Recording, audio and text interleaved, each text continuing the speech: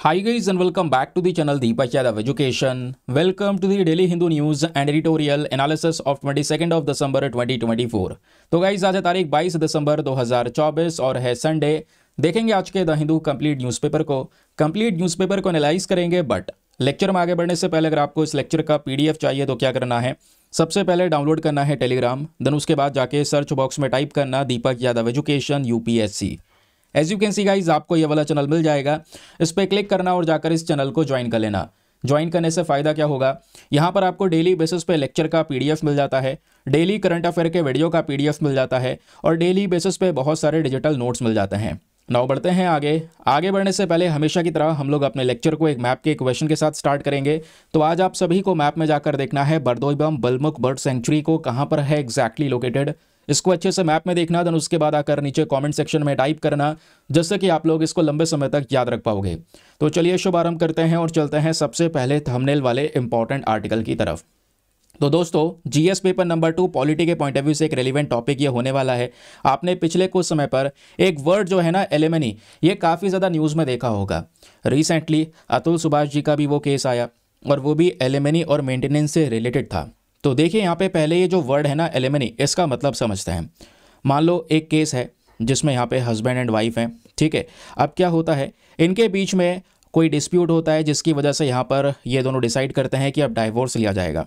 अब डिवोर्स के बाद में क्या होता है कि जो वाइफ हैं वो अपने हस्बैंड से यहाँ पे डिमांड करती हैं एलिमनी की। एलिमनी की मतलब यहाँ पर एक मनी की डिमांड यहाँ पर की जाती है और बेसिकली यहाँ पर एक फिक्स अमाउंट एलिमनी में दिया जाता है। जैसे आपने एक वर्ड सुना होगा मेंटेनेंस। अब मेंटेनेंस क्या होता है, मंथली बेसिस पे दिया जाता है डाइवोर्स के बाद वाइफ को उनके हस्बैंड के थ्रू।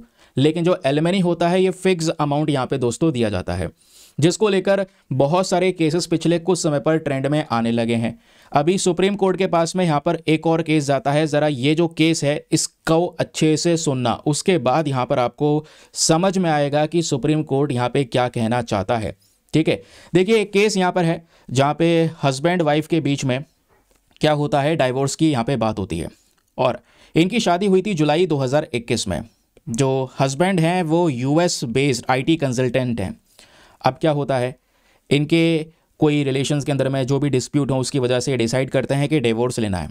अब यहाँ पे हस्बैंड डिमांड करते हैं डिवोर्स की, वाइफ ने डिवोर्स को अपोज किया। अब लेकिन डिवोर्स जब होता है तो उसके बाद में यहाँ पर ये केस जब कोर्ट में गया तो वाइफ ने डिमांड की है अपने हस्बैंड से 500 करोड़ रुपीज़ की।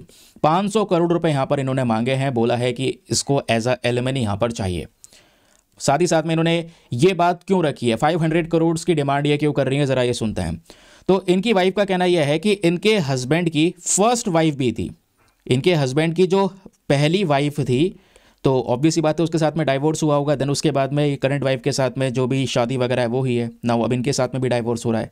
लेकिन फर्स्ट वाइफ के साथ में जब डाइवोर्स हुआ था तो इनके हस्बैंड ने फर्स्ट वाइफ को 500 करोड़ की एलिमनी दी थी। तो 500 करोड़ रुपए की एलिमनी ये पहले पे कर चुके हैं, तो अभी भी यहाँ पर इनको यानी करंट वाइफ को भी 500 करोड़ की एलिमनी देनी चाहिए। यानी 500 करोड़ का जो ये अमाउंट है वो डिमांड किया गया है करंट वाइफ के थ्रू। ये बात आपको समझ में आ गई। तो इतना अमाउंट डिमांड किया गया है। इनकी वाइफ का कहना है यह क्योंकि इनके हस्बैंड की जो कह सकते हैं कि टोटल नेटवर्थ वगैरह जो भी है वो 5000 करोड़ के आसपास है। 5000 करोड़ रुपए यहाँ पर इनके पास में है या उतनी संपत्ति उनके पास में है, इस वजह से ये 500 करोड़ रुपए की डिमांड करती हैं। तो ये केस जब सुप्रीम कोर्ट में जाता है, सुप्रीम कोर्ट ये बोलता है भले ही हस्बैंड कितने भी कमा रहे हो, प्रॉब्लम यहाँ पर यह है क्या ये एलिमनी ये वेल्थ को इक्वल करने के लिए लेकर आया गया है क्या? ऐसा नहीं है। कहने का मतलब यहाँ पर यह है कि हस्बैंड के पास में जो भी पेमेंट हो क्या उसको 50% या आधे से ज़्यादा पैसा दे देना चाहिए इस एलिमनी के अंदर में? ऐसा नहीं होना चाहिए। एलिमनी इसलिए लेकर नहीं आया गया था, मेंटेनेंस इसलिए लेकर नहीं आया गया था।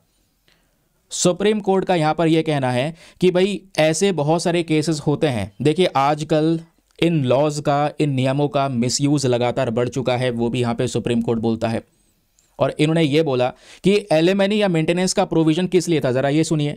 ये प्रोविजन इसलिए था कि जब एक शादी है, अब शादी के अंदर में यहाँ पर जो हस्बैंड वाइफ इनके रिलेशन खराब होने के बाद में डाइवोर्स लेना डिसाइड करते हैं, ठीक है। लेकिन उस केस में वाइफ हस्बैंड के ऊपर डिपेंडेंट थी, वाइफ के पास में कुछ नहीं था, हस्बैंड के ऊपर डिपेंडेंट थी। अब अगर डाइवोर्स के बाद में अलग होती हैं तो एक अच्छी लाइफ के लिए यहाँ पर थोड़ा सा अमाउंट चाहिए होगा, अब वो क्या करेंगे आगे, कैसे यहाँ पर उनका जीवन चलेगा। तो उस पर्टिकुलर केस में यहाँ पे हस्बैंड से बोला जाता है कि भाई आप मेंटेनेंस देंगे या फिर यहाँ पर जो एलिमनी है वो देंगे अपनी वाइफ को, ठीक है। तो सुप्रीम कोर्ट ने ये बात बोली। लेकिन आजकल क्या हो रहा है, इन्हीं केसेस का मिसयूज़ हो रहा है। मिसयूज़ करके यहाँ पर आधे से ज़्यादा यहाँ पर कह सकते हैं कि जो वेल्थ है उसकी मांग कर ली जाती है। हस्बैंड की जो इनकम है उसका 50% मांग लिया जाता है कि इतना पैसा चाहिए, भले वो कमा रहा हो या ना कमा रहा हो, मतलब लेकिन फिर भी ये पेमेंट देना पड़ेगा अगर ऐसा केसेस यहाँ पर निकल कर आते हैं। तो इसको देखते हुए सुप्रीम कोर्ट ये बोलता है कि जो हिंदू मैरिज है, देखिए ये जो शादी है एक पवित्र रिश्ता है और आजकल यहाँ पर इस रिश्ते को as a commercial venture treat किया जा रहा है। कमर्शियल वेंचर नहीं है कि भाई यहाँ पर शादी हुई, डाइवोर्स हुआ, देन उसके बाद में एलिमनी की डिमांड की गई और बोला जा रहा है कि जो हस्बैंड की वेल्थ है आज के समय पर उसका आधा हिस्सा मुझको चाहिए। ऐसा नहीं होना चाहिए। ये बात यहाँ पर सुप्रीम कोर्ट की साइड से बोली जाती है। देन उसके बाद में ये जो करंट समय पर केस चल रहा है, आई होप दोस्तों आप ये समझ गए होंगे जो मैंने आपको बताया और इनका क्या कहना है कि आखिरकार ये जो एलिमनी का डिसीजन है, एलिमनी का ये कॉन्सेप्ट या मेंटेनेंस का कॉन्सेप्ट वो एग्जैक्टली क्यों लेकर आया गया था। दूसरी बात, अब क्वेश्चन ये है कि इनके केस का हुआ क्या। 500 करोड़ की डिमांड तो की इनके वाइफ ने, तो मामला कहाँ तक गया। सुप्रीम कोर्ट ने सब कुछ यहाँ पर इस केस को देखने के बाद में ये डिसाइड किया कि इनके हस्बैंड को 12 करोड़ रुपए फिर भी पे करने ही करने हैं। 12 करोड़ रुपीज़ यहाँ पर ये अपनी वाइफ को पे करेंगे। ये बात दोस्तों यहाँ पर मेंशन की जा रही है, ठीक है। तो 12 करोड़ फिर भी देना होगा, ये यहाँ पे बोला गया, जबकि उनकी डिमांड थी 500 करोड़ की। अब एलिमनी का जब भी ये वर्ड यूज़ होता है तो आप देख पाओगे सोशल मीडिया प्लेटफॉर्म पर इसको लेकर तमाम वीडियोस आज के समय पर चर्चाओं में हैं, तमाम रील्स आपको देखने को मिल जाएंगे, शॉर्ट वीडियोस देखने को मिल जाएंगे। लेकिन बात यही है ना, उसको लेकर एक डिबेट से छिड़ चुकी है।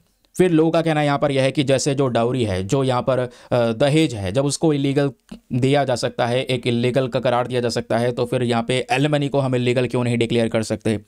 फिर कुछ लोगों का यहाँ पर कहना है कि कोई भी केस हो, ठीक है, इस केस में अगर मान लो वाइफ एम्प्लॉयड है, तो वाइफ के पास में अच्छी खासी नौकरी है, उनको अच्छी खासी सैलरी मिल रही है, तो डिवोर्स के बाद में आराम से वो डिसेंट लिविंग फिर भी उनका रहेगा, क्योंकि वो आराम से कमा रही है, उनके पास में स्किल्स है।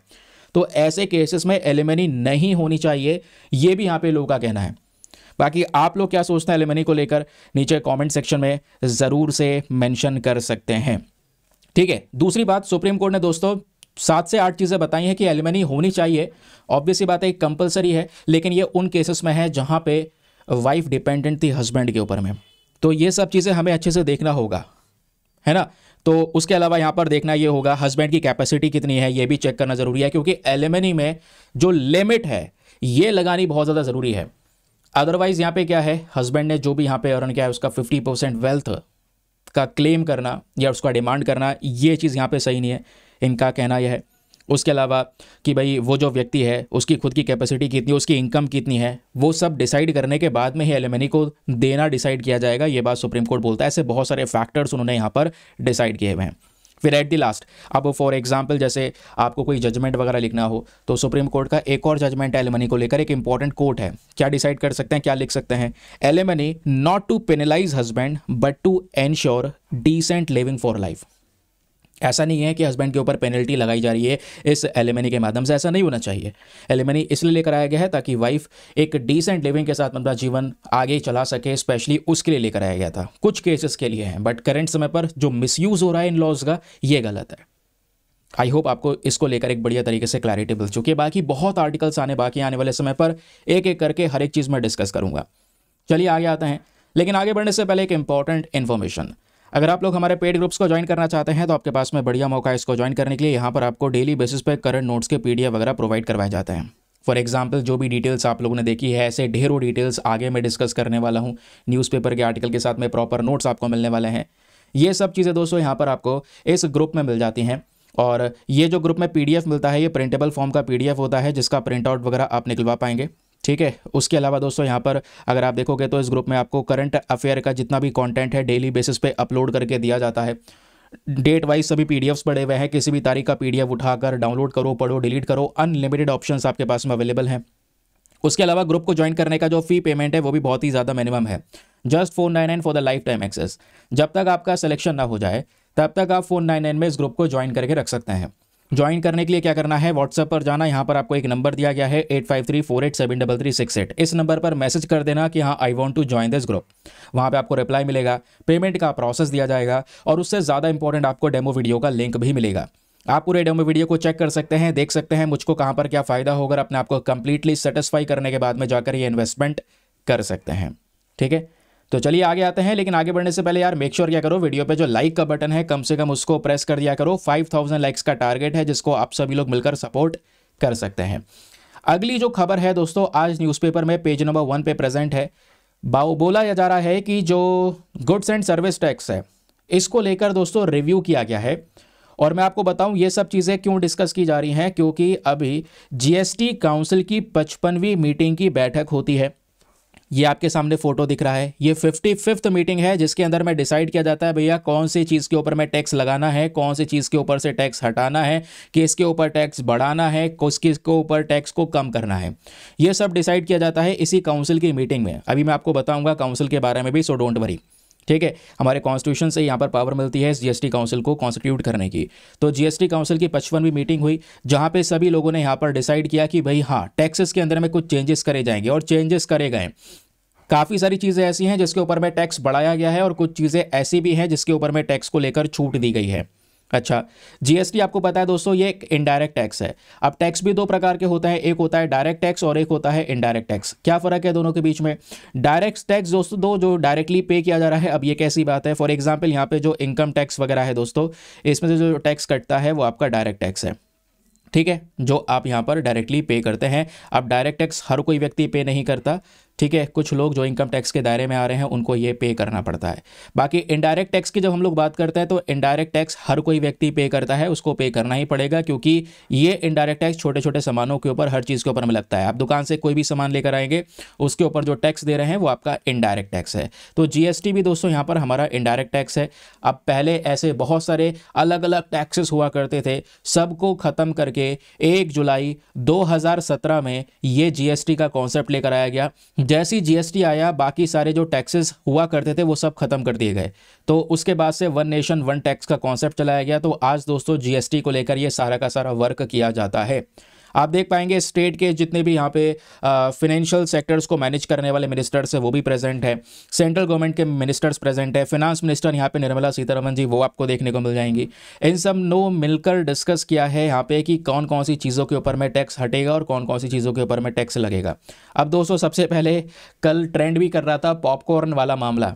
ठीक है, पॉपकॉर्न के ऊपर में टैक्स बढ़ा दिया गया है। अब जैसे कि आपको पता होगा कि जीएसटी के अंदर में टैक्स को लेकर अलग अलग स्लैब रेट डिफाइन कर रखे हैं। तो कल जीएसटी काउंसिल ने डिसाइड किया है कि भाई अब टैक्स जो है पॉपकॉर्न के ऊपर लगेगा। और जो पॉपकॉर्न स्पेशली जो रेडी टू ईट रहते हैं जिसको सीधा यहाँ पर तैयार बिल्कुल मिलते हैं आपको, उस पर 5% टैक्स लगेगा। और जो प्री पैकेज होते हैं, जो पहली पैकेजिंग होके मिलते हैं पॉपकॉर्न, उस पर 12% टैक्स लगेगा। और जो इससे और ज़्यादा लग्जरी वाले आइटम है, जो कैरेमल वाले पॉपकॉर्न है दोस्तों, उस पर 18% टैक्स लगेगा। ये बात यहाँ पे बोली जा रही है, ये डिसाइड किया गया है इस पर्टिकुलर जीएसटी काउंसिल की मीटिंग में, समझ रहे हैं। और ये इस मीटिंग में और भी बहुत सारे डिसीजन लेने बाकी हैं, अभी उसके ऊपर बातचीत हो रही है। कहाँ पे हुई है मीटिंग? राजस्थान के अंदर जैसलमेर में हुई है। तो पॉपकॉर्न वाला कॉन्सेप्ट आपको समझ में आया। दूसरा, गिफ्ट वाउचर्स के ऊपर में टैक्स नहीं लगेगा। उसके अलावा जो फोर्टिफाइड राइस होते हैं, फोर्टिफाइड राइस कर्नल के ऊपर टैक्स को कम कर दिया गया है। पहले 18% टैक्स इस पर लगता था, इसको कम करके 5% कर दिया गया है। अब ये फोर्टिफाइड राइस क्या होता है ज़रा इसको समझिएगा। देखिए फोर्टिफाइड राइस की जब बात करते हैं तो कुछ चावल के अंदर में हम लोग बदलाव करते हैं, यानी एक्स्ट्रा ऊपर से कुछ विटामिन वगैरह ऐड किया जाता है जिससे उस चावल का न्यूट्रिशन लेवल इंक्रीज हो जाता है। इसको बोलते हैं फोर्टिफाइड राइस। ठीक है, तो फोर्टिफाइड राइस क्या होता है? जहाँ पे हम लोग एक्स्ट्रा ऊपर से विटामिन ऐड करेंगे, आयरन वगैरह ऐड करेंगे। ठीक है, तो 100 ग्राम ऑफ फोर्टिफाइड राइस में 10 mg आयरन होता है। और ये किस लिए लेकर आया गया? इसके पीछे का रीज़न ये था क्योंकि हमारे देश में एनीमिया के केसेस बहुत सारे हैं। आयरन की कमी है, तो आयरन की कमी से ही यहाँ पर ब्लड की कमी है। तो उस ब्लड की कमी को दूर करने के लिए हम क्या करेंगे, चावल के अंदर में एक्स्ट्रा आयरन ऐड कर देंगे, जिससे जब ये चावल का कंजम्पशन होगा तो उन लोगों के बॉडी में आयरन जाएगा, माइक्रो न्यूट्रिएंट्स जाएंगे, जिससे यहाँ पर क्या होगा, तो ब्लड का जो ब्लड लेवल है वो भी ऑब्वियस सी बात है इंक्रीज़ होगा। तो इसलिए यहाँ पे फोर्टिफाइड राइस का कॉन्सेप्ट लेकर आया गया। तो फोर्टिफाइड राइस जो है इसके ऊपर में जो स्पेशली टैक्स लगाया जाता है वो पहले 18% लगता था, इसको कम करके 5% कर दिया गया। फिर उसके बाद जो आपकी इस्तेमाल हुई हुई कार्स हैं या इलेक्ट्रिक व्हीकल्स हैं, इस पर टैक्स बढ़ा दिया गया है। ठीक है, तो यूज्ड कार्स या फिर इलेक्ट्रिक व्हीकल्स, पहले इन पे 12% टैक्स था, अब बढ़ा के दोस्तों इस पे 18% कर दिया गया है। तो टैक्स कम केवल फोर्टिफाइड राइस पे हुआ है, पॉपकॉर्न पे इंक्रीज हुआ है, उसके अलावा यहाँ पे यूज्ड कार्स के ऊपर में इंक्रीज किया गया है। बाकी कुछ मैटर्स ऐसे हैं जिसपे कोई सेटलमेंट हुआ ही नहीं। फॉर एग्जाम्पल, अभी देखा होगा बड़ा मुद्दा चल रहा था यार, और जो खासकर ये वाला कॉन्सेप्ट है, जो हेल्थ और लाइफ इंश्योरेंस प्रीमियम्स है, जो आप यहाँ पर हेल्थ लाइफ इंश्योरेंस लेते हैं, उसके ऊपर भी टैक्स लगाने की यहाँ पर बातचीत हो रही है। अब जो ये दोस्तों यहाँ पर टैक्स लगाने को लेकर जो ये बातचीत हुई है, इसको लेकर अभी केवल रिव्यू में रखा गया है, इस पर कोई मामला सेटल नहीं हुआ है। जब सेटल होगा तो निकल कर आएगा डिसीजन कि हाँ क्या करना चाहिए। फिर कंपनसेशन सेस के ऊपर भी अभी मामला ऐसे ही चल रहा है, वो भी सेटल नहीं हुआ है ना। जब सेटल हो जाएगा तो मामला निकल कर आएगा कि हाँ भाई हमें क्या करना है, ये हेल्थ लाइफ इंश्योरेंस प्रीमियम के ऊपर जीएसटी लगाना है नहीं लगाना है। ठीक है, ये डिस्कशन के बाद पता चलेगा। फिलहाल इस चीज़ पे होना नहीं चाहिए, ऑब्वियस सी बात है टैक्स। इसको लेकर नितिन गडकरी साहब ने भी यहाँ पर गवर्नमेंट को मेंशन किया था कि specially life insurance, health insurance में यहाँ पर टैक्स नहीं लगना चाहिए। गडकरी साहब का स्टेटमेंट खुद का है, आप लोगों ने देखा होगा। उसके अलावा और क्या की चीज़ें, लगभग 150 आइटम्स ऐसे हैं जिसके ऊपर में बदलाव होगा, है ना, जिसके अंदर में बहुत सारे चेंजेस हो सकते हैं, लेकिन वो अभी यहाँ पर सामने नहीं आए। उसको लेकर भी जो डिस्कशन है उसके ऊपर भी लेकर जो यहाँ पर बातचीत है वो होनी बाकी है, डिटेल्स हमारे सामने आनी बाकी हैं।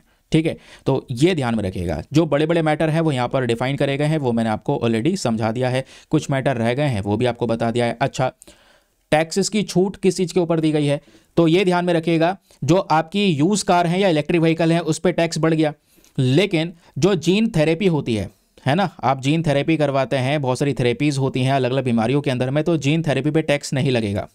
ठीक है, जीएसटी को एग्जाम्प्ट कर दिया गया है। उसके अलावा लॉन्ग रेंज की सरफेस टू एयर मिसाइल के ऊपर में ये टैक्स नहीं लगेगा, है ना। तो ये ध्यान में रखना है, ये दो चीज़ें ऐसे हैं जिसके ऊपर में कोई भी टैक्स नहीं लगने वाला है। ठीक, उसके अलावा बोला ये भी जा रहा है कि अभी बड़े बड़े डिस्कशंस होंगे, फिर कुछ आइटम्स और भी हैं जिसको लेकर डिफाइन करना बाकी है, तो वो भी सब चीज़ें हमारे सामने निकल कर आएंगी। ठीक है, तो याद रखिएगा इसको भी। बाकी आगे आते हैं, इतना याद रखना है। अब देखो, किस पे टैक्स बढ़ा, किस पे टैक्स कम हुआ, ये हमेशा की कहानी है। जब भी जीएसटी काउंसिल की बैठक होती है तब ये डिस्कशंस होते हैं। ये नंबर्स आपके एग्जाम के लिए ज़रूरी नहीं है, लेकिन कल एक एडिटोरियल आ सकता है इस आर्टिकल के ऊपर में, और भी काफ़ी सारी डिटेल आ सकती हैं, तो वो पढ़ना ज़रूरी है। तो उसके लिए एक बेस क्लियर होना चाहिए कि आखिरकार क्या चल रहा है मामला टैक्सेस के फॉर्म में। तो करंट सिनेरियोज क्या है, इससे तो अपडेट हो गए। अब थोड़ा सा एग्जाम के लिए प्रिपेयर कर लेते हैं। भाई एग्जाम में यहाँ से तो कोई कुछ नहीं पूछा जाएगा किस पे टैक्स बढ़ाया घटाया। अगर कुछ पूछा गया तो आपसे यहाँ पर जीएसटी के कॉन्सेप्ट्स के बारे में पूछा जाएगा, क्योंकि इकोनॉमी की खास बात यही है कि भाई जो कॉन्सेप्ट है, बेसिक कॉन्सेप्ट है, वही एग्जाम में पूछे जाते हैं, चाहे प्रीवियस ईयर के कितने भी पुराने क्वेश्चंस आप क्यों ना देख लें। तो जैसे मैं आपको पहले ही बता चुका हूं, जब बात करते हैं टैक्स की तो दो प्रकार के टैक्स होते हैं, डायरेक्ट टैक्स और इनडायरेक्ट टैक्स। डायरेक्ट टैक्स में आपका income tax, wealth tax, gift tax, capital gain tax, ये सब है। ठीक है, जबकि इनडायरेक्ट टैक्स के अंदर में ऐसे पहले बहुत सारे टैक्सेस हुआ करते थे, सबको खत्म करके वन नेशन वन टैक्स यानी जीएसटी का कॉन्सेप्ट लेकर आया गया। तो जीएसटी हमारे देश में दोस्तों यहाँ पर 1 जुलाई 2017 से लागू हुआ। उससे पहले क्या किसी चीज़ पे टैक्स नहीं लगता था? ऐसा नहीं है, टैक्स पहले भी लगता था। तो जीएसटी तो 1 जुलाई 2017 में आया। उससे पहले आप देख पाएंगे luxury tax, entry tax, local tax, octroi, VAT, CST, excise duty, ये सब लगता था। ये सब खत्म करके एक ही टैक्स आ गया, GST, one nation one tax. ठीक है, अब जीएसटी के अंदर भी दोस्तों यहाँ पर चीज़ों को बांट दिया गया। इसमें अलग अलग प्रकार हैं। CGST central goods and service tax जो सेंट्रल गवर्नमेंट लगाएगी, SGST state goods and service tax, IGST integrated goods and service tax, यूजीएसटी union territory goods and service tax. इस तरीके से 4 टाइप्स में इन टैक्सेस को डिवाइड कर दिया गया। ये मैं पहले पढ़ा चुका हूँ, बस खाली फटाफट रिविजन करवा रहा हूँ। फिर टैक्स रेट में सबसे खास बात क्या है, इसमें टैक्स स्लैब रेट को डिफाइन किया गया। जीएसटी में आप सभी को पता है दोस्तों, अलग अलग स्लैब रेट डिफाइन कर दिए गए। जैसे आज हम देखते हैं 12% से कम करके 5% कर दिया, किसी पे बढ़ाकर 18% कर दिया गया। तो ये परसेंट हम कैसे करते हैं, ये डिपेंड करता है कि वो आइटम किस प्रकार का है। अब मान लो एक आइटम ऐसा है जो बहुत ही ज़्यादा ज़रूरतमंद है एक इंसान के लिए, इसमें फूड ग्रेन्स, अनाज वगैरह हो गए, तो उस पर टैक्स ना ही लगे तो बेटर है, उस पर 0% टैक्स रहेगा। अब जैसे जैसे यहाँ पर आइटम्स लग्जरी होते चले जाएंगे, ठीक है, लग्जरियस आइटम जैसे जैसे होते चले जाएंगे, उस प्रकार से टैक्स भी बढ़ता चले जाएगा। ठीक है, थोड़े और आइटम महंगे होंगे, मान लो लग्जरी कार वगैरह हो गई, तो उस पर जो टैक्स है सीधा 28% लगता है, उस पर ज़्यादा टैक्स लगेगा। जो ज़रूरतमंद चीज़ें हैं उस पर टैक्स कम लग रहा है। ठीक है, मास कंजम्पशन की जो चीज़ें हैं, मस्टर्ड ऑयल और स्पाइसेस वगैरह, उस पर 5% टैक्स लगेगा। फिर जो प्रोसेस फूड होंगे, है ना, तो उस पर 12% टैक्स लगेगा। फिर आपका soap, oil, toothpaste, refrigerator, smartphone 18% tax लगेगा। फिर वाइट गुड्स हो गए जिसमें यहाँ पर एसी, फ्रिज वगैरह हो गए, तो उस पर भी 28% टैक्स लगेगा। तो जितना आइटम लग्जरी होता चले जाएगा टैक्स उस पर इंक्रीज हो जाएंगे। इस प्रकार से इसमें इन रेट्स को डिफाइंड किया गया है, 5%, 12%, 18% एंड देन सबसे मैक्सिमम 28%। यानी जीएसटी के अंदर ज़्यादा से ज़्यादा किसी चीज़ के ऊपर टैक्स लग सकता है वो 28% लग सकता है, कम से कम यहाँ पर उस पर 5% टैक्स लग सकता है। बस इतना ध्यान रखना। अब ये मैं क्यों बता रहा हूँ, क्योंकि दोस्तों आपको पता होगा कुछ चीज़ें ऐसी हैं जिस पर टैक्स लगता ही नहीं है, जीएसटी उस पर अप्लाई नहीं होता। फॉर एग्जाम्पल आपका पेट्रोल हो गया, है ना, कच्चा तेल हो गया, डीजल हो गया, इस पर टैक्स नहीं लगता, मतलब जीएसटी नहीं लगता। टैक्स तो लगता है, जीएसटी नहीं लगता। अब ऐसा क्यों? ऐसा इसलिए, ज़रा इस बात को सुनिएगा। देखो मैं इसको यहाँ पर थोड़ा अच्छे से बताता हूँ ताकि आपको एक क्लैरिटी मिल जाए। आप जानते हैं कि पेट्रोल के ऊपर में ये जीएसटी क्यों नहीं लगता? क्योंकि जीएसटी में हमें पता है कि ज़्यादा से ज़्यादा हम कितना टैक्स लगा सकते हैं, ज़्यादा से ज़्यादा 28% टैक्स लगा सकते हैं बस। जबकि यहाँ पर पेट्रोल के ऊपर में 28% से और ज़्यादा टैक्स लगाया जाता है। तो पेट्रोल के ऊपर में जो टैक्स लगती है, सेंट्रल गवर्नमेंट अलग टैक्स लेती है, स्टेट गवर्नमेंट अलग टैक्स लेती है, ये टैक्सेस अलग अलग चार्ज किए जाते हैं, इस वजह से पेट्रोल और महंगा है। ठीक है, अगर हम पेट्रोल को जीएसटी के अंदर में ले आएंगे तो ज़्यादा से ज़्यादा 28% टैक्स लगेगा। 28% मतलब पेट्रोल सस्ता हो जाएगा, इसलिए जीएसटी के अंदर में नहीं रखते। फिर उससे क्या होगा, जो सेंट्रल और स्टेट गवर्नमेंट के टैक्स रेवेन्यूज़ है वो यहाँ पर कम हो जाएंगे। तो हमने क्या कर रखा है, हमने यहाँ पर पेट्रोल को, इन कच्चे तेलों को जीएसटी से बाहर रखा हुआ है।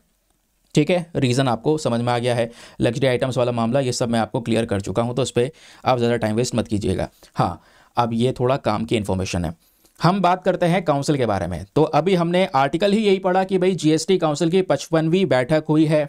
तो ये जो 55th मीटिंग हुई है इस काउंसिल की, उसी में ये सारा डिसीजन लिया गया, पॉपकॉर्न महंगा कर दिया। तो अब क्या होता है, जीएसटी काउंसिल होता क्या एग्जैक्टली? एक बैठक बैठी है जिसमें यहाँ पर अलग अलग मिनिस्टर्स बैठे हैं। ठीक है, अब ये काउंसिल बनता कैसे है? इस काउंसिल की पावर दोस्तों हमारे कॉन्स्टिट्यूशन के अंदर आर्टिकल 279A में है, ध्यान में रखिएगा, very very important. Article 279A के माध्यम से दोस्तों जीएसटी काउंसिल का कॉन्सेप्ट हमको मिलता है। और इस काउंसिल, इस पूरे बैठक का एक चेयरपर्सन होता है। जो चेयरपर्सन होगा वही हमारा मतलब फिनांस मिनिस्टर ही चेयरपर्सन होगा। और क्या बात होगी, आज निर्मला सीतारमण जी यहाँ पर फिनांस मिनिस्टर हैं, तो वही यहाँ पर क्या होता है, जीएसटी काउंसिल की चेयरपर्सन भी हैं। सिंपल हो गया। Composition is very important. GST council में सर होता कौन कौन है, जरा ये ध्यान में रखिएगा।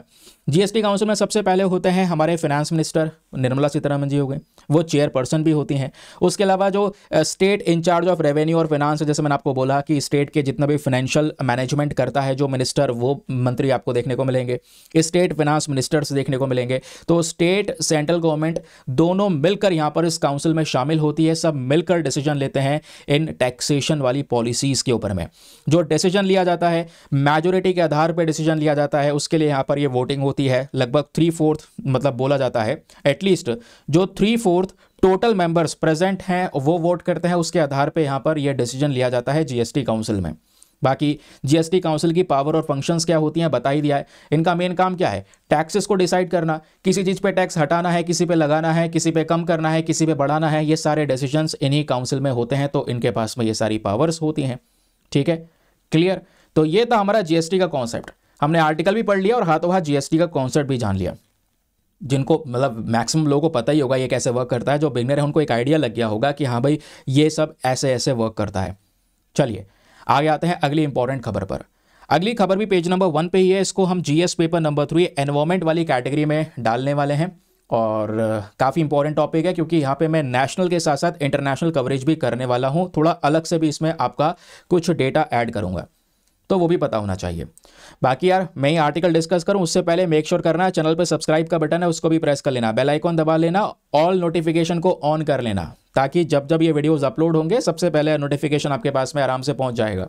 ठीक है, नहीं तो फिर नोटिफिकेशन ऑन नहीं करेंगे तो नहीं पहुंचेगा, तो इसलिए बोल रहा हूँ। बाकी हमारा एक टारगेट भी है 6 लाख सब्सक्राइबर्स तक हमें जल्द से जल्द पहुंचना है। उसमें आप लोग मदद कर सकते हैं क्योंकि यहाँ पे डेली वीडियोस अपलोड होती हैं। डेली करंट अफेयर्स के माध्यम से आप अपडेट हो सकते हैं, अपने आप को अपडेट कर सकते हैं।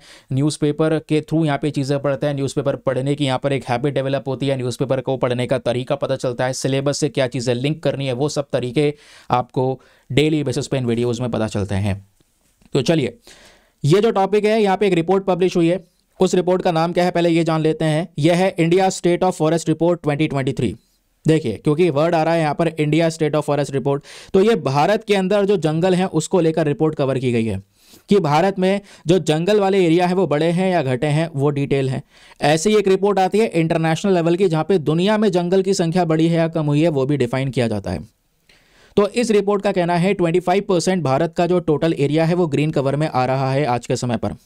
हमारा जितना भी ज्योग्राफिकल एरिया है 25% एरिया ग्रीन कवर में है, वहाँ पे हरे भरे हरियाली पेड़ पौधे ये सब आपको देखने को मिल जाता है, जो पहले से बड़ा भी है। पहले ये फॉरेस्ट एरिया थोड़ा कम था, अभी के समय पर थोड़ा इंक्रीज हुआ है, ये भी मेंशन किया गया है। अब इस 25.17% में से दोस्तों 21% के आसपास तो फॉरेस्ट कवर है जहाँ पे घने जंगल है, बाकी 3% के आसपास ट्री कवर एरिया है जहाँ पे पेड़ हैं, ये भी यहाँ पे बोला जा रहा है। अब इतना याद रखने की ज़रूरत नहीं है, लेकिन थोड़ा बहुत डिटेल ज़रूर पता होना चाहिए। जैसे सर हमें इसमें से याद रखना होगा तो क्या याद रखेंगे, तो याद रखने के लिए यार ये देखो मैंने हाईलाइट कर दिया है, ये है याद रखने वाली बात।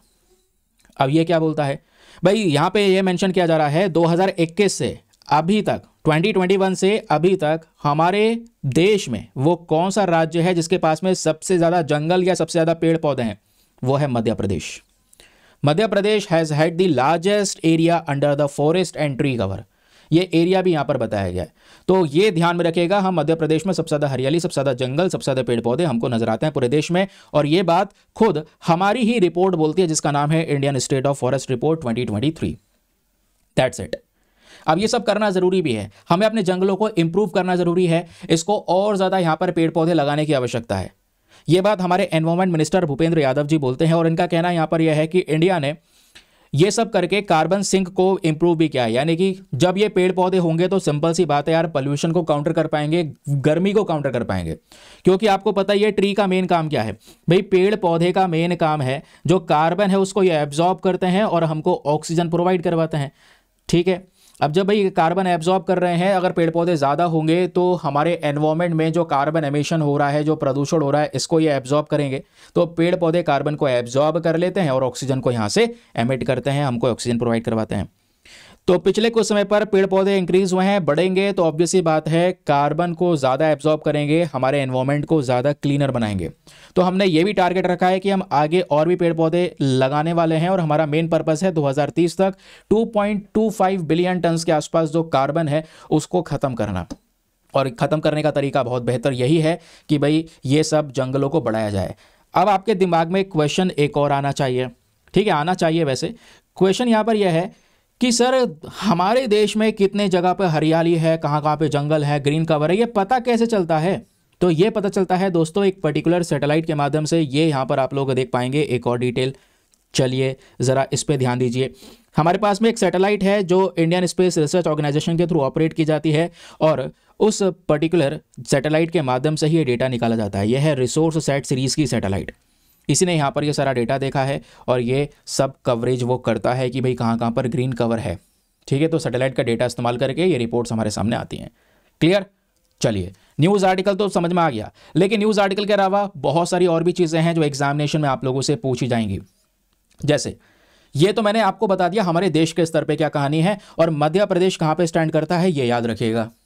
उसके अलावा दोस्तों यहाँ पे जब बात होती है वर्ल्ड फॉरेस्ट 2024 के रिपोर्ट की, तो यहाँ पे क्या डिफाइन किया जा रहा है, जरा इस बात को भी सुनिए।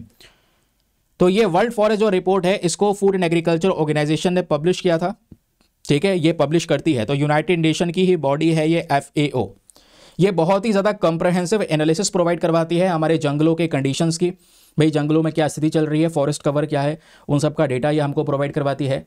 उसके बाद कुछ रिपोर्ट्स को भी हाईलाइट करती है ना, भाई कहाँ कहाँ पर पेड़ पौधे कम हुए हैं, कहाँ पे इंक्रीज हुए हैं, वो सब डिटेल्स यहाँ पे देखने को मिलती है।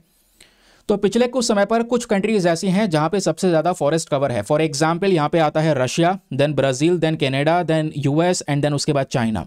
ये वो कंट्रीज़ हैं दोस्तों जहाँ पे दुनिया भर का सबसे ज़्यादा जंगल प्रेजेंट है। ठीक है, आज दुनिया में जितने भी फॉरेस्ट कवर है उसका 54% फॉरेस्ट कवर इन्हीं 5 देशों से निकल कर आता है। फिर उसके बाद इन 5 देशों के अलावा भी यहाँ पे अनदर 10 कंट्रीज और हैं जहाँ पे बचा कुचा 2/3 दुनिया का जंगल पाया जाता है। तो अनदर 10 कंट्रीज में आपका आ जाता है Australia, then Democratic Republic of Congo, then उसके बाद में Indonesia, Peru and then India भी इसी में है, ध्यान में रखिएगा। ये वो देश हैं जो ग्लोबल फॉरेस्ट एरिया में 2/3 का कॉन्ट्रीब्यूशन देते हैं। और इस रिपोर्ट ने यह भी यहां पे हमको बताया है कि 1990 से लेकर 2020 के बीच में अगर हम देखते हैं तो लगभग 420 मिलियन हेक्टेयर ऑफ फॉरेस्ट जो है इनको लैंड यूजेज के लिए भी कन्वर्ट किया गया है।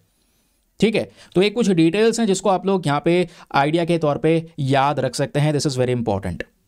ये वर्ल्ड के लेवल के डेटा है जो मैंने आपके सामने यहाँ पर ये शेयर किया है।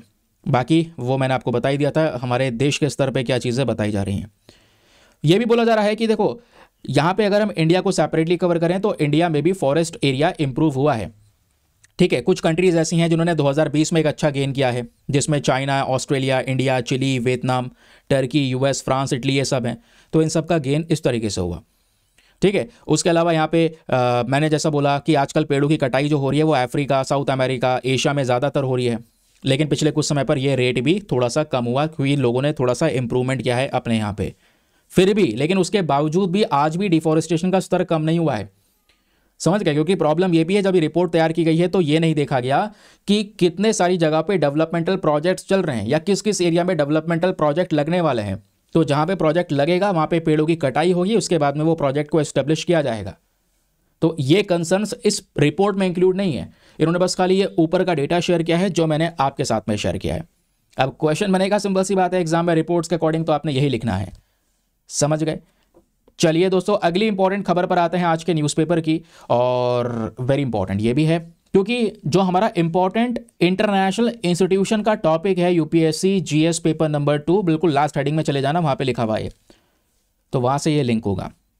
ये जो पर्सन आपको दिख रहे हैं फोटो के अंदर में, इनका नाम है मदन बी लोकुर। ठीक है, अब ये चर्चाओं में क्यों है? देखिए, ऐसे टॉपिक आपके वनडे एग्जामिनेशन के लिए ज़्यादा इंपॉर्टेंट होते हैं, वहीं पे सबसे ज़्यादा क्वेश्चन पूछे जाते हैं नाम वगैरह को लेकर कि भाई रिसेंटली कौन किस पद पे अपॉइंट हुआ है।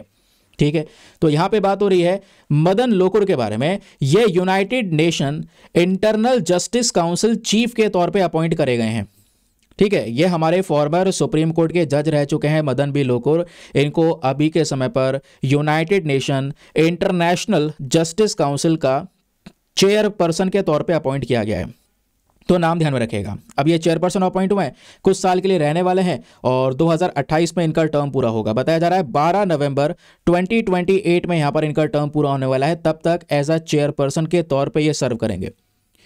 इसमें पता है इंटरेस्टिंग चीज़ क्या है? ये बॉडी हमने United nation general assembly, United nation security council, ऐसे तमाम यूएन के बारे में पढ़ा है, यूएन ऑर्गन्स के बारे में पढ़ा है, लेकिन ये थोड़ा सा यूनिक टर्म है UN internal justice council chief. या यूनाइटेड नेशन के अंदरूनी बॉडी की बात हो रही है, ये उसके इंटरनल मैटर्स को कह सकते हैं मेंटेन करने का काम करती है बॉडी। उसके चेयरपर्सन के तौर पे अपॉइंट किया गया है मदन बी लोकुर जी को। क्लियर हुआ? अब देखिए, यहां से एग्जाम में कोई इतनी खास बात नहीं बनेगी, नाम ध्यान में रखिएगा। अब जो एग्जाम में क्वेश्चन बनेगा यूपीएससी के लेवल पे, वो तो आपको पहले इस बॉडी के बारे में पता होना चाहिए, उससे पहले यूनाइटेड नेशन के बारे में भी कुछ बेसिक डिटेल्स पता होनी चाहिए। जैसे मैं आपको कई बार पढ़ा चुका हूं, जब हम यूनाइटेड नेशन की बात करते हैं तो यूएन के 6 प्रिंसिपल ऑर्गन्स है। कितने? 6 प्रिंसिपल ऑर्गन्स यूएन में देखने को मिलते हैं, और ये सारे ऑर्गन्स दोस्तों यहां पर इस फोटो में आपको नजर आएंगे। सबसे पहला ऑर्गन आता है आपका यूनाइटेड नेशन जनरल असेंबली। ठीक है, दूसरा ऑर्गन आपका यूनाइटेड नेशन सिक्योरिटी काउंसिल। अब यूनाइटेड नेशन सिक्योरिटी काउंसिल के बारे में आपको पता होगा कि भाई इसके अंदर में जो टोटल आपको 15 मेंबर्स देखने को मिल जाते हैं, 10 आपके नॉन परमानेंट मेंबर्स होते हैं, 5 इसमें परमानेंट मेंबर्स होते हैं। फिर जो तीसरी इंपॉर्टेंट बॉडी यहाँ पे आपको नजर आती है वो है इकोनॉमिक एंड सोशल काउंसिल। फिर चौथा इंपॉर्टेंट ऑर्गन क्या है? Trusteeship council. पांचवा है international court of justice, and then छठा है यूएन का सेक्रेटेरिएट। ये इसके मेन 6 प्रिंसिपल ऑर्गन्स हैं यूनाइटेड नेशन के, ध्यान में रखिएगा। ठीक है, लेकिन जिस बॉडी की हम बात कर रहे हैं ये थोड़ी डिफरेंट बॉडी है। ये जिसकी हम बात कर रहे हैं ये है आपका यूएन इंटरनल जस्टिस काउंसिल। ये क्या है जरा ये सुनिए। ये भी ऑब्वियस सी बात है यूएन का ही हिस्सा है, लेकिन ये 6 प्रिंसिपल ऑर्गन्स में काउंट नहीं होता। ये तो 6 मेन पार्ट्स हैं यूएन स्ट्रक्चर के। तो यूएन इंटरनल जस्टिस काउंसिल क्या है, चलिए ये समझते हैं। देखिए, ये चेयरपर्सन के बारे में जो न्यूज़ वगैरह है ये तो मैंने आपको बता दी। 4 साल का टेन्योर होता है यहाँ पे। अब ऑब्वियस सी बात है 12 नवंबर 2028 में इनका टेन्योर समाप्त होगा। कुछ और मेंबर्स भी इस पर्टिकुलर काउंसिल में होते हैं। ठीक है, और कुछ मेंबर्स और जो हैं कुछ चुने गए हैं उरुग्वे से, देन ऑस्ट्रेलिया से, ऑस्ट्रिया से, and United states of America से भी कुछ मेंबर्स को यहाँ पे चुना गया है। ये सब इकट्ठे होकर इस इंटरनल जस्टिस काउंसिल को रन करेंगे। तो जो यूनाइटेड नेशन जनरल असेंबली है यूनाइटेड नेशन की ही, मतलब यूएन जनरल असेंबली जो है, इन्होंने ही ये इंटरनल जस्टिस काउंसिल को बनाया है। ठीक है, ये इंटरनल कोई कोर्ट वगैरह की बात नहीं होगी, इंटरनल जस्टिस काउंसिल बनाया गया है, ये सेपरेटली बनाया गया है यूनाइटेड नेशन जनरल असेंबली के माध्यम से। जिसका मेन काम क्या है, यूनाइटेड नेशन के अंदर का जो एडमिनिस्ट्रेशन है, यूनाइटेड नेशन के अंदर का जो प्रोफेशनलिज्म है उसको यहां पर देखना, उसके इंटरनल सेक्टर को लेकर काम करना, इंटरनल जस्टिस के ऊपर में ध्यान देने का काम है इस इंटरनल जस्टिस काउंसिल का। ठीक है, क्लियर हो गया। आई होप आपको ये समझ में आ चुका है। ये बेसिक चीज़ें हैं, एग्जाम में क्वेश्चन बने तो आप रेडी रहें इसको सॉल्व करने के लिए। अब दोस्तों ये एक खबर और है जो हमारी कल रह गई थी, आपको याद होगा। जो गवर्नमेंट है आज के समय पर वो री एग्जामिन कर रही है अनयूजुअल गोल्ड इंपोर्ट्स के बारे में। ठीक है, हुआ क्या है जरा ये आर्टिकल देख लेते हैं। कल एक आर्टिकल रह गया था ना ये वाला, मतलब ऐसे आर्टिकल 2-3 रह गए थे, तो उसमें से 1-2 आज कवर कर लेते हैं, 1-2 कल कवर कर लेंगे, मेंटेन हो जाएगा, सब काम आपका बराबर हो जाएगा। तो जरा सुनिएगा यहाँ पे क्या मैटर है। जो हमारी यूनियन गवर्नमेंट है इन्होंने यहाँ पर एक डिटेल एग्जामिनेशन करना शुरू कर दिया है। एक बड़ा केस यहाँ पे लिया है और वो जो केस है वो सौंपा गया है एक बॉडी को। ये बॉडी बहुत चर्चाओं में, इस बॉडी का नाम है directorate general of commercial intelligence and statistics. Very important, ध्यान में रखिएगा इसके बारे में। शॉर्ट फॉर्म है इसकी DGCIS। ठीक है, directorate general of commercial intelligence and statistics.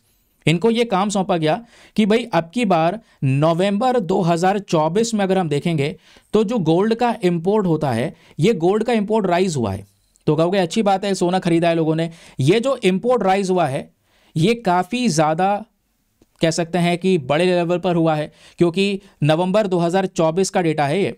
अगर हम इसको नवंबर 2023 से कंपैरिजन करेंगे तो उससे लगभग 3 गुना ज़्यादा यहाँ पर ये बढ़ चुका है गोल्ड इंपोर्ट, और अचानक से ये इंक्रीज हुआ है। तो आखिरकार मामला क्या है, जरा इसको इन्वेस्टिगेट कीजिए। ये काम सौंपा गया है DGCIS को हमारी गवर्नमेंट के थ्रू, क्योंकि अभी के समय पर जो ये गोल्ड इंपोर्ट हुआ है ये ऑल टाइम हाई है दोस्तों।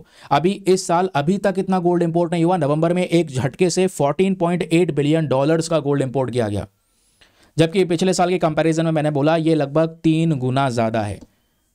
तो इस वजह से यह मैटर दिया गया है किसको, DGCIS को, कि भाई आप देखिए और क्या गलत हुआ है इसमें, क्या सही हुआ है। क्योंकि आपको पता है गोल्ड जो इंपोर्ट होता है इंडिया में बहुत सारी तस्करी भी होती है, लीगल तरीके से भी आता है। क्योंकि प्रॉब्लम पता है क्या होगा, प्रॉब्लम यह है कि इससे हमारी देश की इकॉनमी को झटका लगेगा। ठीक है, हम अगर ट्रेड में, क्योंकि ऑब्वियस सी बात है व्यापार हो रहा है, अब सामान इंपोर्ट हो रहा है तो हमारी इकॉनमी में जुड़ेगा ना। इंपोर्ट हुआ है तो उसके बदले में हमने बहुत सारा पेमेंट बाहर विदेशों में किया है, तो बहुत सारा पेमेंट अगर हमने बाहर दूसरे कंट्रीज को किया है तो इंपोर्ट बढ़ रहा, इंपोर्ट बढ़ा और एक्सपोर्ट कम हुआ। एक्सपोर्ट वैसे भी हमारा कम है, तो अब की बार जो इंपोर्ट बढ़ा है उसमें गोल्ड का भी एक बड़ा रोल आया है, जिसकी वजह से इकॉनमी हमारी कमजोर हुई है। क्योंकि आपको पता है कि अगर धीरे धीरे करके ट्रेड डेफिसिट होता रहेगा, नहीं व्यापार में इंडिया को घाटा होता रहेगा, तो इससे हमारी करेंसी बहुत वीक होगी, करेंसी पे प्रेशर पड़ेगा, रूपी पे प्रेशर पड़ेगा, रूपी डेप्रिशिएट होगी, डॉलर के कंपैरिजन में और कमजोर होगी। तो अचानक से यहाँ पे इस प्रकार से गोल्ड इंपोर्ट बढ़ना। और एक और चीज अनयूजुअल सी है, ज्यादातर सोना जो भारत में आया है या तो वो इस तरीके से बार यानी बिस्किट वाले शेप में आया, ब्रिक्स के शेप में आया है। तो इसको यहाँ पर देखने के लिए DGCIS को मैटर दिया गया। क्लियर हो गया कि मामला क्या चल रहा है। अब देखिए ऑब्वियस सी बात है एग्जाम में कुछ नहीं पूछ जाएगा, लेकिन एक बॉडी जरूर से चर्चाओं में आ चुकी है। अब चर्चाओं में है तो एग्जाम के लिए यहाँ पे DGCSIS के बारे में पता होना चाहिए, क्योंकि ये बॉडीज ऐसी हैं जो बहुत कम न्यूज़ में रहती हैं, कभी कभी चर्चाओं में आती हैं। तो जो चीज़ कम कम चर्चाओं में आती है ऑब्वियस सी बात है फेवरेट टॉपिक होते हैं वो एग्जामिनेशन के अंदर में। तो ये एक बहुत ही ज़्यादा कह सकते हैं बड़ी ऑर्गेनाइजेशन है गवर्नमेंट ऑफ इंडिया की, जिसका मेन काम क्या है, जिसका मेन काम है भारत का जितना भी व्यापार हुआ है, ट्रेड स्टैटिस्टिक्स जो है उसके डेटा को कलेक्ट करना, उसके डेटा को यहाँ पर डिस्ट्रीब्यूट करना। ये काम होता है DGCIS का। अब दोस्तों हम इस बॉडी को क्यों बनाए थे, इतिहास क्या है इस बॉडी का, जरा ये सुनिएगा। ये जो ऑर्गेनाइजेशन है इसको यहाँ पे गवर्नमेंट ऑफ इंडिया के थ्रू तैयार किया गया था 1862 में। ठीक है, 1862 में। उस समय पर ब्रिटिशर्स का ही कंट्रोल हुआ करता था, तो इस वजह से सर विलियम W हंटर करके ये पहले व्यक्ति बने जो इस DGCIS का डायरेक्टर जनरल के तौर पे अपॉइंट करे गए। ठीक है, फिर उसके बाद में दोस्तों यहाँ पर ये बॉडी अपने तरीके से फंक्शन करने लगी, फिर इंडिपेंडेंट इंडिया का हिस्सा बन गई। देश की आज़ादी के बाद में भी हम यहाँ पर इस बॉडी का इस्तेमाल करने लगे। इसके फंक्शंस के बारे में अगर हम लोग बात करते हैं तो इसका मेन काम बता ही चुका हूं, जितना भी व्यापार को लेकर डेटा होता है उसको कलेक्ट करना, उसको कंपाइल करना, उसको पब्लिश करने का ये काम होता है। ठीक है, कई बार जो हमारे पॉलिसी मेकर्स होते हैं भाई देश की इकॉनमी को लेकर नई नई नीतियां बना रहे हैं, रिसर्चर्स होते हैं डेटा पब्लिश करते हैं, इंपोर्टर होते हैं, एक्सपोर्टर होते हैं, व्यापारी होते हैं, उनको डेटा चाहिए होता है, तो वो डेटा यहाँ पर सब DGCIS से ले सकते हैं। ठीक है, वो यहाँ पर इस डेटा को यूज़ कर लेते हैं। बाकी ये जो DGCIS नाम की बॉडी है इसको कौन हेड करता है, एक डायरेक्टर जनरल हेड करते हैं। फिर उसके अलावा additional secretary level of officer, ये बेसिकली यहाँ पर होते हैं इंडियन स्टैटिस्टिकल सर्विसेज के।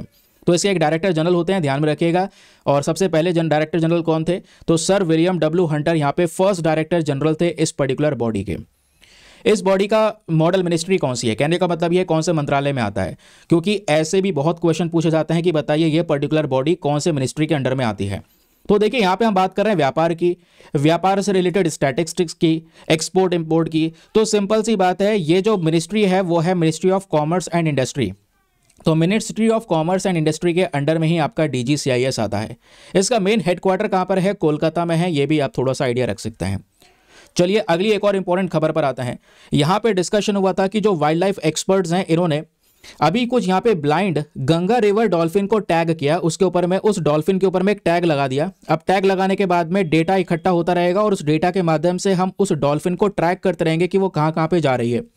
इससे क्या होगा? डॉल्फिन का जो हैबिट है उसको एनालाइज किया जा सकेगा। इसके लिए यहाँ पर डॉल्फिन के ऊपर में टैग लगाया गया। तो वाइल्ड लाइफ एक्सपर्ट्स ने पहली बार भारत में ये काम किया है, जिस वजह से चर्चाओं में है। ठीक है, ये आप लोग देख पाओगे, a wildlife team with a healthy male river और मेल रिवर डॉल्फिन। ये डॉल्फिन है जिसके ऊपर में टैग वगैरह लगाया गया। ये पूरी टीम यहाँ पे शामिल है। और ये जो डॉल्फिन है दोस्तों ऑलमोस्ट ब्लाइंड डॉल्फिन है, उसको दिखाई नहीं देता है। अब डॉल्फिन को दिखाई वैसे भी नहीं देता है, फिर भी वो शिकार करती हैं। आगे बताऊंगा वो कैसे करती हैं। ठीक है, तो ये डॉल्फिन को कहाँ पे छोड़ा गया है? ब्रह्मपुत्र नदी है, उस नदी की दोस्तों काफ़ी सारी सहायक नदी होती हैं। जैसे यहाँ पे मान लो ब्रह्मपुत्र नदी है जो ऊपर यहाँ पे चाइना से आती है, फिर उसके बाद हमारे नॉर्थ ईस्ट में एंटर करती है ना। तो ब्रह्मपुत्र नदी में आसपास से आती है, बहुत सारी नदियाँ इसमें आके मिल जाती हैं। तो आके जो नदियाँ छोटी छोटी बड़ी नदी में मिल रही होती है उसको बोलते हैं ट्राइब्यूटरी यानी सहायक नदी। तो यहीं पे ब्रह्मपुत्र की एक नदी है कुल्सी। ठीक है, कलसी नाम यहाँ पर इसका है। इसी नदी में दोस्तों यहाँ पर इस डॉल्फिन को छोड़ा गया है टैग वगैरह लगा के।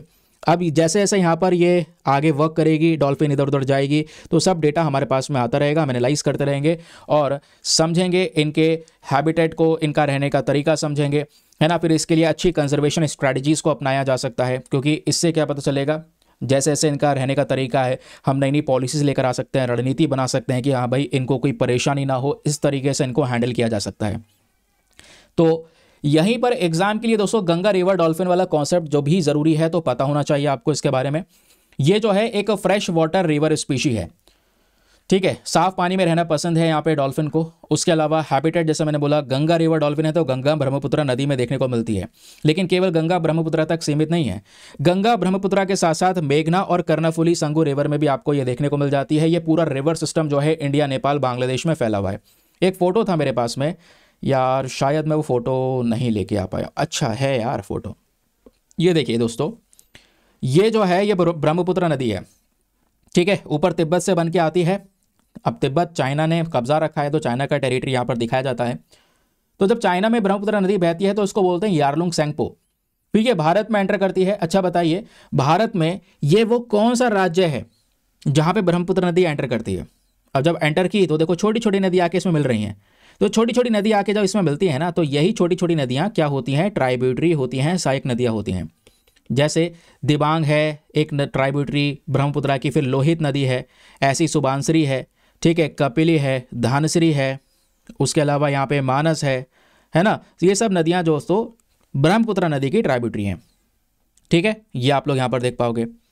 और उसके बाद में ये इस तरीके से आती है और छोटी छोटी नदियाँ मिल रही हैं। यहीं पास से जो है एक और नदी आती है जिसका नाम है कलसी। उसके बारे में दिखाया नहीं गया, मेंशन नहीं किया गया, तो वो भी पास से ही आती है। और उसी नदी में यहाँ पर ये सारा का सारा जो काम है वो किया गया है, जिस वजह से आज हम न्यूज़ आर्टिकल डिस्कस कर रहे हैं। तो गंगा रिवर डॉल्फिन के कुछ और नाम भी होते हैं, जिसमें हम लोग उसको blind dolphin, Ganga river dolphin, Ganga susu, उसके अलावा ही हु या side swimming dolphin, South Asian river dolphin, इन सभी नाम से भी यहाँ पर हम इसको जानते हैं। ये एक अम्ब्रेला स्पीशी मानी जाती है क्योंकि एक बड़ी प्रजाति है डॉल्फिन के मामले में, और बड़ी प्रजाति होने के नाते अब पॉइंट बहुत इंपॉर्टेंट है, ये इंडिया का नेशनल एक्वेटिक एनिमल भी है। ये क्वेश्चन बन चुका है दोस्तों कि भारत का नेशनल एक्वेटिक एनिमल कौन सा है। यूपीएससी ने पूछा हुआ है, आप चेक कर लेना, सर्च कर लेना, national aquatic animal UPSC previous year question. तो वो कौन है? वो यहाँ पे दोस्तों यही आपकी गंगा रिवर डॉल्फिन है, ध्यान में रखिएगा। अपीयरेंस की बात करेंगे, डॉल्फिन कैसे दिखाई पड़ती है, चलो ये देख लो भाई। यहाँ पर इसका जो मुंह है ना, ये चोंच हल्का सा इस तरीके से स्नाउट की तरह मुंह बाहर निकला हुआ होता है ना। राउंडेड बैली होती है, स्टॉकी बॉडी होती है, फ्लिपर्स काफ़ी ज़्यादा बड़े बड़े आपको देखने को मिल जाते हैं इस डॉल्फिन के अंदर में। इनको साफ पानी में रहना बहुत ही ज़्यादा पसंद है। और ये डॉल्फिन में एक खास बात क्या है, जैसा मैंने आपको बताया, ये क्या करती हैं, अल्ट्रासाउंड रेज को एमिट करती हैं। अल्ट्रासाउंड यहाँ पर जो वेव्स हैं वो यहाँ पर प्रोड्यूस करती हैं, जिसके माध्यम से इनको पता चलता है आगे क्या है। क्योंकि जैसे हमने डिस्कस किया, इनको दिखाई तो देता नहीं है, तो दिखाई ना देने की वजह से यहाँ पर क्या होता है, इनमें एक तरीका होता है चीज़ों को फॉलो करने का। तो ये डॉल्फिन क्या करती है, इस तरीके से यहाँ पे अल्ट्रासाउंड को प्रोड्यूस करेगी, और जो ये वेव्स यहाँ पे प्रोड्यूस होती हैं अल्ट्रासोनिक साउंड्स, ये सामने जो भी चीज़ होगी उसे टकराएगी। टकराने के बाद में दोस्तों ये साउंड वेव्स वापस से आएंगी। तो जैसे यहाँ पर कह सकते हैं ये वेव्स वापस से आएंगी, डॉल्फिन को अंदाजा लग जाएगा सामने क्या है, कितनी दूरी पे है, उसके हिसाब से यहाँ पर ये जो पर्टिकुलर डॉल्फिन है वो वर्क करती है। क्लियर हो गया। Now come on to the conservation status, ये भी काफ़ी इंपॉर्टेंट चीज़ है। गंगा रिवर डॉल्फिन का प्रोटेक्शन हम किस तरीके से कर रहे हैं, ज़रा इस बात को सुनिए। IUCN के अंदर में इसको एंडेंजर्ड कैटेगरी में कवर किया गया है, यानी प्रजाति खतरे में है, इस वजह से इसको प्रोटेक्शन दी गई है। साइट्स में अपेंडिक्स 1 में कवर किया गया है, यानी जो इसका इंटरनेशनल ट्रेड होगा आप इतना आसानी से नहीं कर सकते। ट्रेड करना चाहते भी हैं तो उस पर ढेर सारी प्रकार की रिस्ट्रिक्शंस आ जाती हैं, तो साइट्स में अपेंडिक्स 1 में रखा गया है। Then wildlife protection act के अंदर में शेड्यूल 1 में कवर किया गया है। शेड्यूल 1 मतलब क्या है भाई, इसको हाई प्रोटेक्शन दी गई है, आप इसका शिकार नहीं कर सकते, शिकार करोगे तो पेनल्टीज वगैरह चार्ज की जा सकती हैं, है ना। तो पेनल्टीज के साथ साथ यहाँ पर कह सकते हैं केस हो सकता है, सज़ा मिल सकती है, तो इस वजह से यहाँ पर इसको शेड्यूल 1 में रखा गया है। तो अब एक बात और ध्यान रखिए, हमने क्या किया, इस गंगा रिवर डॉल्फिन के ऊपर में टैगिंग कर दी, इसके ऊपर में टैग लगाया है। तो टैग लगाने का ये प्रोसेस की शुरुआत कैसे हुई, तो ये जो इनिशिएटिव है ना, ये खुद ministry of environment, forest and climate change का इनिशिएटिव है। दूसरी बात यहाँ पर इसके वर्किंग प्रोसेस को दोस्तों अगर आप लोग देखते हो तो यहाँ पे बोला जाता है ये बहुत ही हल्के टैग होते हैं, और ये हल्के टैग हमारे सैटेलाइट से कनेक्ट होते हैं, आर्गो सैटेलाइट सिस्टम से। अब क्या होगा, इससे हमें बार बार जैसे जैसे डॉल्फिन का मूवमेंट होगा हमें जानकारी मिलती रहेगी कि कहाँ कहाँ पे डॉल्फिन मूव कर रही है। फिर उसी प्रकार से इसका फंडिंग स्ट्रक्चर होता है। अब फंडिंग स्ट्रक्चर सुनिएगा, ये जो पर्टिकुलर प्रोजेक्ट है ना, इसको फंड किसने दिया है, इसको नेशनल कैंपा अथॉरिटी के थ्रू फंडिंग मिली है, जिसके माध्यम से यहाँ पे क्या हो रहा है, ये टैगिंग कर रहे हैं हम इसकी। अब इस टैगिंग का इंपॉर्टेंस क्या होगा, इसका सिग्निफिकेंस क्या होगा, जरा इसको सुनिएगा। देखिए ये जो टैगिंग हम कर रहे हैं डॉल्फिन के अंदर में, इससे हम डॉल्फिन का जो सीजनल और माइग्रेशन पैटर्न है उसको यहाँ पे समझ पाएंगे। कहने का मतलब ये है कि अलग अलग सीजन में डॉल्फिन इधर से उधर जाती है, तो उनका माइग्रेटरी पैटर्न काफ़ी डिफरेंट होता है इधर से उधर का, तो उसको हम अंडरस्टैंड करते हैं, उसको समझते हैं, है ना। उनका रेंज ऑफ डिस्ट्रीब्यूशन समझ में आएगा, कहाँ कहाँ पर रहना पसंद करती हैं, वो सब चीज़ें यहाँ पे समझ में आएगा। रिवर में कौन कौन से रिवर्स है जहाँ पे ये पाई जाती हैं, वो सब स्ट्रक्चर दोस्तों हम यहाँ पे अच्छे से समझ पाएंगे। नाउ अब दोस्तों यहाँ पे एक और इंपॉर्टेंट फैक्ट है, क्योंकि ये डॉल्फिन में टैगिंग की गई, डॉल्फिन के बारे में डेटा क्या है वो समझ लिया। अब इस डॉल्फिन को कुल्सी नदी के अंदर में जो है स्पेशली वहाँ पे टैगिंग की गई है, तो ये कुल्सी नदी चर्चाओं में है, ध्यान में रखना इसके बारे में। ये रिवर क्या है ज़रा जानते हैं, ये भी ब्रह्मपुत्र नदी की ट्राइब्यूटरी है, सहायक नदी है, जो स्पेशली असम के अंदर में बहती है। ये नदी मेघालय से होकर आती है, मेघालय में जो वेस्ट खासी हिल्स हैं इन पहाड़ियों से बनकर आती है, ज़्यादातर नदियाँ इसी तरीके से पहाड़ियों से बनकर आई, तो यहाँ पे मेघालय की वेस्ट खासी हिल से नदी आती है और बहती हुई असम से होती हुई गुजरती है। ठीक है, ये जो नदी है इसको कई बार इसकी जगह पे हम खिर नदी भी इस्तेमाल करते हैं, ये जो वर्ड है खिर नदी, ये भी ध्यान में रखिएगा। ठीक है, बाकी यहाँ पे ब्रह्मपुत्र नदी के साथ में ये मिलती है, जो कॉन्फ्लुएंस है जहाँ पे ब्रह्मपुत्र नदी में कुल्सी नदी मिलती है, वो बेसिकली असम के अंदर कामरूप डिस्ट्रिक्ट नाम की जगह है, वहाँ पे ये नदी में मतलब ब्रह्मपुत्र नदी में कुल्सी नदी आके मिलती है। कुल्सी नदी का इंपॉर्टेंस यहाँ पे देखोगे तो इंपॉर्टेंस यही है कि भाई इसमें रिवर डॉल्फिन पाई जाती है। सबसे बड़ी बात, जो ये डॉल्फिन है ना, इसका नाम है प्लेटेनिस्टा गैंगेटिका, मतलब ये साइंटिफिक नेम है, वैसे रिवर डॉल्फिन के नाम से हम इसको जानते हैं। ऑलरेडी यहाँ पर इसकी जो पॉपुलेशन है काफ़ी ज़्यादा खतरे में है। दूसरी प्रॉब्लम यहाँ पर यह भी है कि ये नदी आजकल चर्चाओं में इसलिए भी रहती है क्योंकि यहाँ पे सैंड माइनिंग वगैरह हो रही है, दूसरे डेवलपमेंटल एक्टिविटीज़ की जा रही हैं। तो सैंड माइनिंग अगर होती है, मतलब रेता वगैरह निकाला जाता है, तो इससे यहाँ पर जो नदी का स्ट्रक्चर है वो हम लोग काफ़ी ज़्यादा ख़राब कर रहे होते हैं। ठीक है, तो ये भी एक बड़ी समस्या है जिसकी वजह से जो डॉल्फिन की पॉपुलेशन है वो भी यहाँ पे दोस्तों बिगड़ती हुई नजर आएगी, तो ये बात ध्यान में रखिएगा। ठीक है, आई होप आपको ये क्लैरिटी मिल चुकी है। तो आज हम यही आर्टिकल डिस्कस कर रहे हैं बस, उसके अलावा 2-3 आर्टिकल और हैं यार। आज वीडियो खुद डिले हो गया, मुझे पता है रोज़ वीडियो डिले हो जा रहा है, मेंटेन करने में यार थोड़ा समय लगता है। ये कुछ टॉपिक्स है जो मैंने कल बोला था आज डिस्कस करेंगे, मैं आज भी डिस्कस नहीं कर पाया, माफ़ी चाहता हूँ इसके लिए। और फिर यहाँ पे अब कल ही डिस्कस करेंगे, आप ये मत सोचना डिस्कस नहीं करूँगा, जब ये पीपीटी में पड़े हैं तो ये कवर किए जाएंगे और आपको मिल जाएंगे। ठीक है, तो कल हम जल्दी करेंगे सेशन, कल मैं आपको इन्फॉर्म कर दूंगा, आज रात में इन्फॉर्म कर दूंगा कल कितने बजे सेशन रहेगा, लिंक वगैरह शेयर कर दूंगा। तो कल जल्दी सेशन करेंगे, तो कल ही यहाँ पर जब जल्दी शुरुआत करेंगे, थोड़ा वीडियो लंबा हो सकता है लेकिन ये सब चीज़ों का कवरेज यहाँ पे आपका हो जाएगा। बाकी पीडीएफ आपके पास में है, चाहो तो रीड कर लेना, कोई दिक्कत हो तो टेलीग्राम पे मुझे पर्सनली मैसेज कर लेना, मैं आपका समझा सकता हूँ वो टॉपिक कि भाई हाँ क्या प्रॉब्लम हो रही है। ठीक है, तो पढ़ना चाहते हैं तो एक बार खुद से भी इसको रीड कर सकते हैं। बाकी दोस्तों इसी के साथ में हम करेंगे आज के अपने सेशन को समाप्त और मिलते हैं आप लोगों से अगले वीडियो में। आज के लिए bye bye, have a nice day, thank you and जय हिंद।